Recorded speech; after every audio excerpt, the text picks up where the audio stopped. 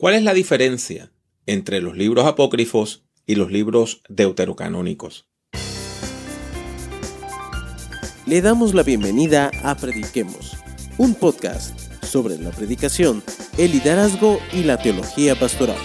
Con ustedes, el Dr. Pablo A. Jiménez.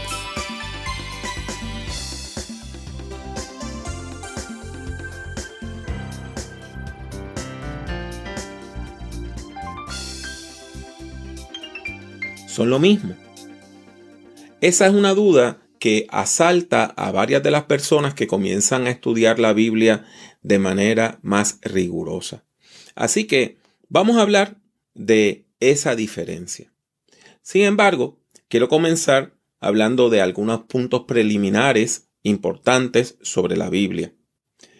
En sí, Biblia es una palabra que viene del griego y quiere decir libros, porque un solo libro en griego se dice biblios.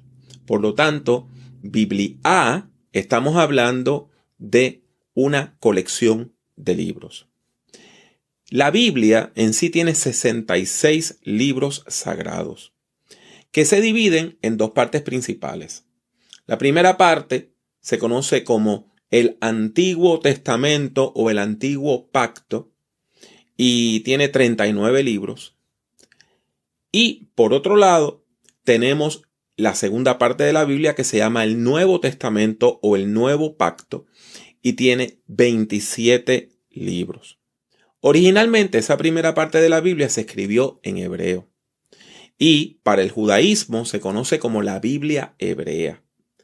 Tanto la iglesia cristiana como el judaísmo reconocen los mismos 39 libros del Antiguo Testamento de la Biblia hebrea como sagrados. Claro está, las personas cristianas nos referimos a esa parte, esa colección de libros, como el Antiguo Testamento. Sin embargo, para el judaísmo se conoce como la Biblia hebrea. En el judaísmo, el nombre que se le da a lo que nosotros llamamos el Antiguo Testamento, no solamente Biblia hebrea, sino que se utiliza otra palabra más que es Tanakh. Esa palabra es un acrónimo, o sea, está compuesta de las primeras letras o sílabas de otras tres palabras. La primera es Torah, que quiere decir ley, instrucción, y que se refiere a lo que nosotros llamamos el Pentateuco, los primeros 5 libros de la Biblia. La segunda palabra es Nevi'im, que quiere decir profetas. Y Ketuvim quiere decir escritos. Así que usted toma la T de Torah, la N de Nevi'im, la K de Ketuvim y de ahí sale Tanakh. El hebreo es un idioma muy distinto al nuestro. Se escribe de derecha a izquierda y tiene toda una forma distinta, una grafía distinta, tiene un alfabeto distinto. En términos generales, si usted va hoy a Israel, va a encontrar que el hebreo no tiene vocales. Usted abre el periódico no tiene vocales, los letreros no tienen vocales. Y originalmente, la Biblia hebrea, esos libros que componen el Antiguo Testamento, no tenían vocales. Por lo tanto, usted se preguntará cómo una persona puede leerlo, aprenderlo a leer.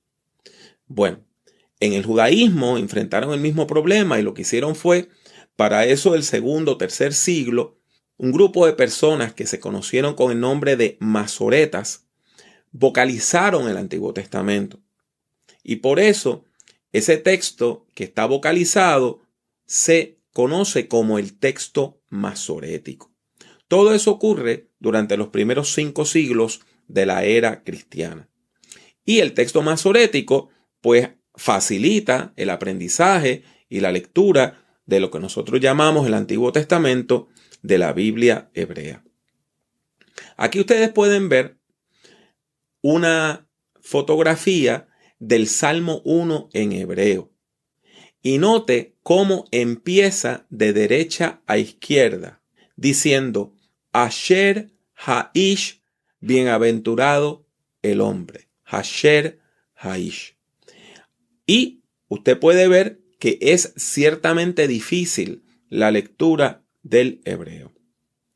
Ahora bien, ocurrió algo muy importante en el siglo IV a.C. Me refiero a que un hombre que venía del norte de Grecia, de Macedonia, conquista prácticamente todo el mundo conocido y llega desde lo que hoy nosotros llamaríamos Yugoslavia, Bosnia, hasta lo que hoy conocemos como Afganistán y la India, Egipto, o sea que conquista una gran parte del mundo. Ese hombre se llamó Alejandro y la historia lo recuerda como el Grande, Alejandro Magno o Alejandro el Grande. Él llega al trono de Macedonia en el año 336 y muere a los 33 años en Babilonia en el año 323. O sea que este hombre, en términos de 13 años, pero 10 de batalla, es que logra todas estas hazañas militares. Pero Alejandro, aparte de conquistar y de lograr fama y fortuna, como todas las personas que se dedican a ese tipo de actividad, tenía otro propósito. Era el divulgar la cultura griega, lo que se llama la cultura helenística, porque helenos quiere decir griego, en griego, ¿verdad? Hélade quiere decir Grecia en griego. Así que helenístico es como decir griego. Alejandro impone esa cultura helenística y empieza a crear ciudades, a establecer ciudades en todas las partes del imperio, y en esas ciudades se hablaba griego, se enseñaba en griego, y las familias de la gente más rica pues estudiaba en griego, y así se convierte el griego común, el griego koiné, en la lengua franca, el idioma internacional del mundo conocido. Esto implica que muchas de las personas que vivían fuera del territorio que hoy nosotros llamamos la Tierra Santa, que eran judías, apenas hablaban hebreo. Y lo que hablaban, el idioma más común, era el griego. Por ejemplo, Alejandro establece una ciudad enorme, que fue una de las ciudades más importantes del mundo, en Egipto. Se llamó Alejandría, la ciudad de Alejandro. Y ahí había una gran comunidad judía. Y no solamente eso, sino que hasta hicieron una réplica del templo de Jerusalén. Esas personas lo que hablaban era griego. Por lo tanto, se impone traducir la Biblia hebrea, los escritos sagrados hebreos, al griego. Y esos 39 libros se traducen al griego. Las personas que estuvieron a cargo de esta traducción, de acuerdo a la leyenda, eran 70 sabios. Y por eso se conoce como la traducción de los 70 o la Septuaginta. Algo importante es que aparte de los libros que originalmente fueron escritos en hebreo, también la Septuaginta contiene una serie de libros escritos originalmente en griego. Esos libros se conocen en su mayoría como los libros deuterocanónicos.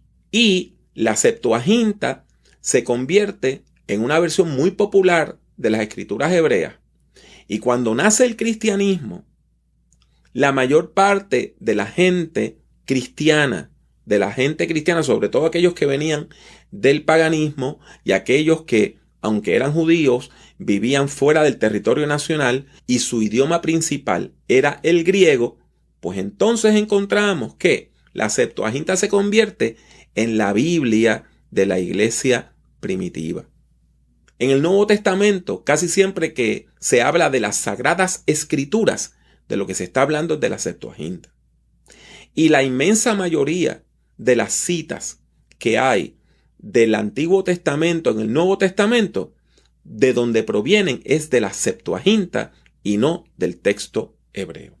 Aquí usted puede ver una foto del Salmo 1 en griego, que comienza diciendo Makarios aner, feliz el hombre, hos uk eporeuce en bulé asebón. O sea, bienaventurado, feliz, Makarios lo que quiere decir es feliz. Feliz el hombre que no comparte, que no tiene comunión, que no tiene relación con la reunión, la bulé de la gente que no tiene piedad.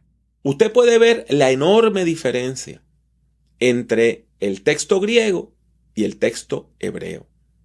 Y usted puede entender por qué se populariza más el texto griego, porque ese es el idioma más hablado del mundo. Ese es el idioma más hablado del mundo en el primer siglo. Vamos a enfocar en estos libros que contiene la Septuaginta, que originalmente fueron escritos en griego. Estos libros son Tobías, Judith, Primera, Segunda de Macabeos, Baruch, Eclesiástico y Sabiduría. Son 7 libros. Aparte de eso, hay unos capítulos, unas partes, porciones que se le añaden a Esther y a Daniel. Por eso usted va a ver que en ocasiones se habla de 7 libros y a veces se habla de 9. Pero en realidad lo que se viene a conocer como los libros deuterocanónicos, lo que quiere decir es del segundo canon, porque deutero en griego quiere decir 2. Canon quiere decir regla. Por lo tanto, deuterocanónico quiere decir de la segunda regla o de la segunda lista. Son 7 los que están en el centro: Tobías, Judith, Primera y Segunda de Macabeos, Baruch, Eclesiástico, Sabiduría. Y tiene entonces las añadiduras a Esther y Daniel. El judaísmo no reconoce estos libros como libros inspirados por Dios. Y en gran parte porque la Septuaginta era tan popular dentro de la iglesia, el judaísmo rechaza la Septuaginta y afirma que los únicos libros inspirados son los 39 libros sagrados escritos en hebreo. La iglesia sigue utilizando una versión del Antiguo Testamento que contiene estos libros deuterocanónicos. Y cuando se va a traducir la Biblia al latín, Jerónimo, que en muchos círculos se conoce como San Jerónimo, él al principio resistió la idea de incluir estos libros originalmente escritos en griego. Pero eran tan populares que se vio obligado a incluirlos.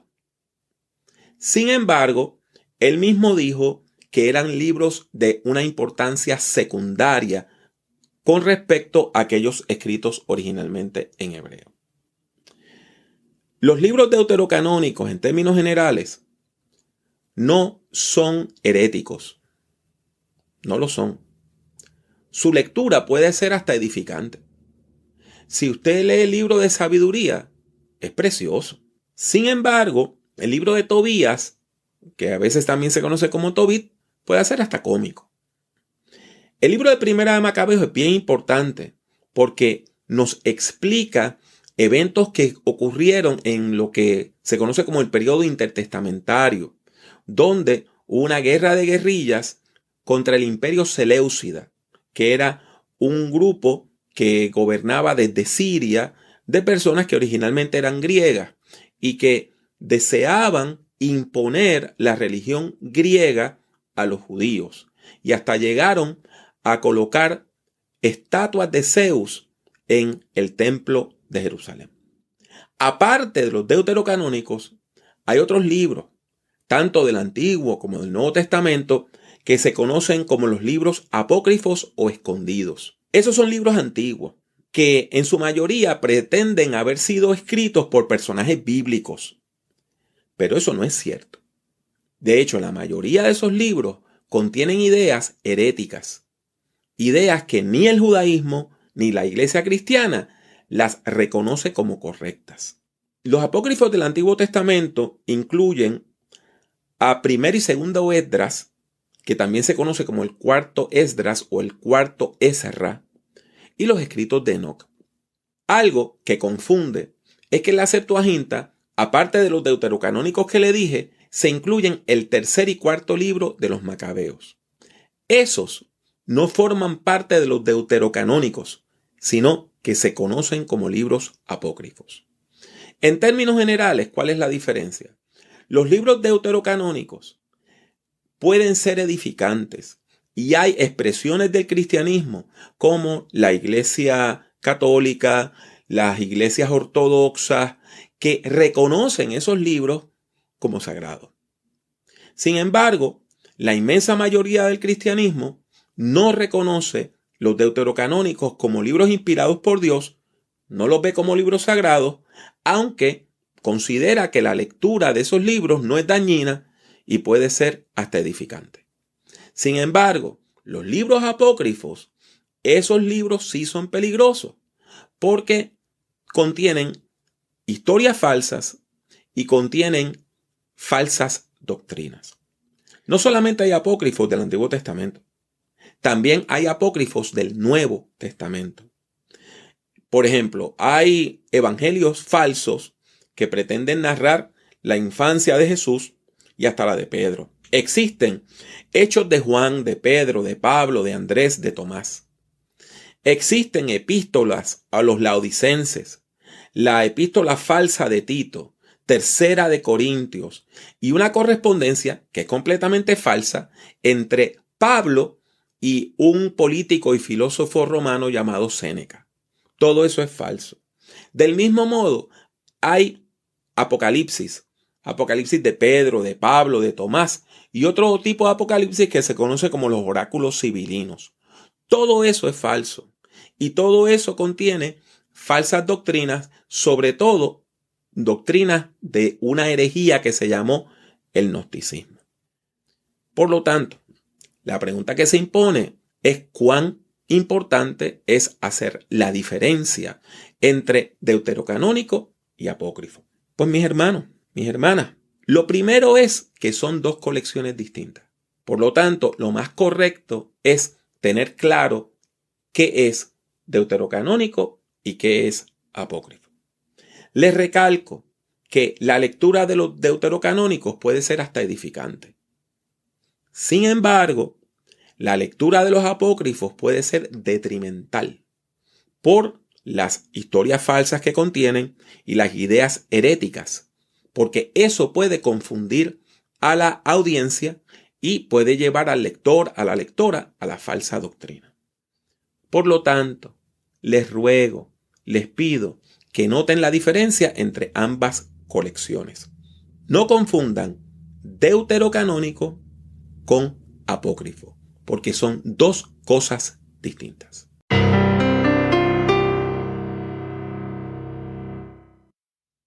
Me complace anunciar que el Ministerio Prediquemos ahora está ofreciendo talleres y cursos en línea sobre varios temas, sobre todo relacionados a la Biblia y a la teología pastoral. ¿Cómo puede acceder a estos cursos? Por medio de www.prediquemos.net. www.prediquemos.net. Algunos de estos recursos, como el taller titulado El ABC de la predicación, son libres de costo, completamente gratis. Solamente tiene que inscribirse, porque si no, no puede utilizar la plataforma. Y entonces, tan pronto usted se inscriba, tendrá acceso a los vídeos, los audios y todos los otros recursos que forman este taller. Claro está, hay otros recursos que tienen un costo, pero es un costo módico. Les recomiendo de manera particular el curso que se titula Cómo predicar, que presenta una breve introducción a la predicación cristiana. Es un curso muy completo y tiene un precio muy módico. Le exhorto pues a que visite hoy mismo www.prediquemos.net www.prediquemos.net para ver nuestro creciente catálogo de cursos y de talleres en línea.